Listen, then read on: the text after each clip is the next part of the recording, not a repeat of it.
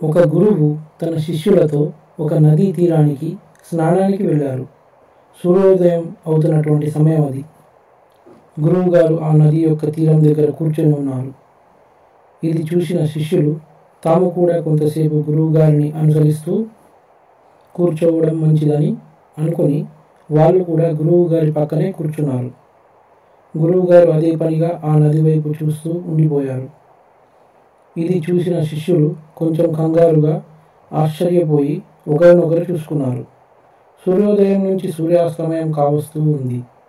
గురువు గారు నదిలోకి దిగలేదు.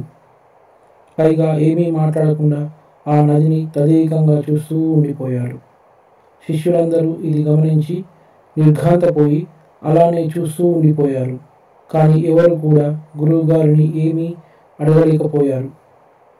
అందులో ఒక శిష్యుడు ఆగలేక గురువు గారిని ప్రేమతో మర్యాదగా ఇలా అడిగేశాడు. గురువు గారు, మనం నదిలోకి స్నానానికి ఎప్పుడు దిగుతాం? మీరు ఎవరి కోసం ఎదురు చూస్తూ ఉన్నారు? గురువు గారు ఆ శిష్యుడి వైపు చూస్తూ ఆ నది యొక్క ప్రవాహం తగ్గితే అప్పుడు మనం నదిలోకి దిగుదాం. శిష్యులందరూ ఇది విని ఆశ్చర్యపోయారు. ఒకరినొకరు చూడడం మొదలుపెట్టారు. వాళ్లకు ఏం జరుగుతుందో అర్థం కావడం లేదు. మరొక శిష్యుడు తన అనుమానాన్ని వ్యక్తపరుస్తూ, గురువుగారు, అలా జరగడం ఎప్పటికీ సాధ్యం కాదు. ఆ నది యొక్క ప్రవాహం ఎలా ఆగుతుంది? ఇది అసాధ్యం. ఇది విన్న గురువు గారు చిన్నగా నవ్వుతూ, ఇదే ఈరోజు నేను మీకు చెప్పబోయే పాఠం. మన జీవితం కూడా ఈ నది మాదిరిగానే ఉంటుంది. ఎవరి కోసం ఎప్పుడు ఆగదు, నిరంతరం కొనసాగుతూనే ఉంటుంది, ముందుకు కొనసాగుతూనే ఉంటుంది. ఇంకా మీ ఇష్టం, నదిలాగా ప్రవహిస్తూనే ఉంటారు లేదా ఓడిపోయి భయపడి ఒక్కచోటే కూర్చుండిపోతారు. ఈ నది యొక్క ప్రవాహం మారే కాలం లాంటిది. కాలం మంచిదైనా చెడ్డదైనా మారడం మాత్రం ఖాయం.